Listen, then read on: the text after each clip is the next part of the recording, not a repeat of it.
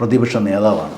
പക്ഷേ ദൗർഭാഗ്യകരമെന്ന് പറയട്ടെ, കേരളം കണ്ട ഏറ്റവും മോശം പ്രതിപക്ഷ നേതാവാണ് നമ്മുടെ ഇന്ന് കേരളത്തിലുള്ളത്.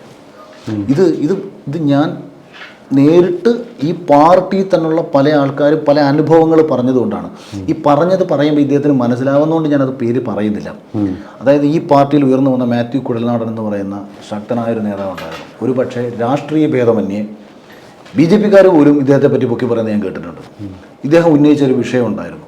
ഈ വിഷയത്തിലൂടെ ഇദ്ദേഹത്തിന് കിട്ടിയ വലിയ ഗ്രാവിറ്റി ഉണ്ടായിരുന്നു. ഇതുൾപ്പെടെ ഓരോരുത്തരെയും അടിപ്പണി പണിഞ്ഞ് തൻ്റെ രീതിയിലേക്ക് കാര്യങ്ങൾ കൊണ്ടുവരികയും എന്നാൽ ഈ സർക്കാരിന് വേണ്ടിയിട്ടോ ജനങ്ങൾക്ക് വേണ്ടി സർക്കാരിനെ കടന്നാക്രമിക്കാൻ വേണ്ടി ഒന്നും ചെയ്യാത്ത, ആ പാർട്ടിയിൽ തല്ലുകൊണ്ട് ഒന്നുമല്ലാതായിക്കൊണ്ടിരിക്കുന്ന യൂത്ത് കോൺഗ്രസ്സുകാർക്ക് വേണ്ടി ഒന്നും ചെയ്യാത്ത ഒരാളാണെന്ന് എനിക്ക് ഒരൊറ്റ കാഴ്ചയെ തന്നെ ബോധ്യപ്പെട്ടത് എപ്പോഴാണെന്ന് വെച്ചാൽ, ഞാൻ ജർമ്മനിയിൽ നിന്ന് ദുബായിൽ നിന്ന് കണക്ഷനാണ്. അപ്പോൾ ഞാൻ കുറച്ച് മുമ്പ് പറഞ്ഞൊരു കാര്യമുണ്ട്. ഒരു ജനപ്രതിനിധി അല്ലെങ്കിൽ ഒരു രാഷ്ട്രീയ നേതാവ് ജനങ്ങളെ കാണുമ്പോൾ അവരോട് അങ്ങോട്ട് പോയി സംസാരിക്കുകയും അവർക്കൊപ്പം അവരുടെ പ്രശ്നങ്ങൾ മനസ്സിലാക്കാൻ ശ്രമിക്കുകയും ചെയ്യണം. ഞാൻ ദുബായ് സത്യത്തിൽ ഒരു പൊടി സെലിബ്രിറ്റി ജാടയൊക്കെ എനിക്ക് വേണമെങ്കിൽ കാണിക്കാം. ഞാൻ അവിടെ ആൾക്കാരുടെ, അതായത് ദുബായ് കണക്ഷൻ ഫ്ലൈറ്റാണ്. അപ്പോൾ US നിന്നും UK നിന്നും ഒക്കെയുള്ള പല രാജ്യത്തു നിന്നുള്ള ആൾക്കാരാണ് ഇന്ന് കേരളത്തിലേക്ക് വരുന്നത്. അപ്പോൾ ഇദ്ദേഹം അവിടെ എയർപോർട്ടിലുണ്ട്. അപ്പോൾ ഞാൻ ശ്രദ്ധിക്കുന്നു, ഒരു പുസ്തകം എടുത്ത് വെച്ച് വലിയ ജാടയൊക്കെ ഇട്ട് ഒരു സൈഡിൽ പോയിട്ട്, അതായത് ലാസ്റ്റ് വരുന്നു. അതായത് മമ്മൂട്ടി മോഹൻലാലൊക്കെയാണ് സാധാരണ ഈ ഫ്ലൈറ്റ് എടുക്കാൻ തുടങ്ങുന്ന സമയത്ത് ലാസ്റ്റ് വരുന്നത്. ഇദ്ദേഹത്തിന് എന്തായാലും അരമണിക്കൂർ മുമ്പ് അവിടെ വന്നിരുന്ന ഒരു കുഴപ്പമൊന്നും സംഭവിക്കാൻ പോകുന്നില്ല. ആരും കയറി കടിക്കാനും തിന്നാനും ഒന്നും പോകുന്നില്ല.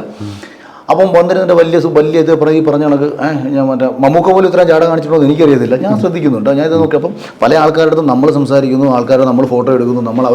ഞാൻ അവരോട് ചോദിക്കുകയാണ് US പ്രശ്നങ്ങൾ എന്താണ്, അല്ലെങ്കിൽ അവിടുത്തെ തെരഞ്ഞെടുപ്പ്, US തെരഞ്ഞെടുപ്പിനെ കുറിച്ച് ഞാൻ സംസാരിക്കുന്നു.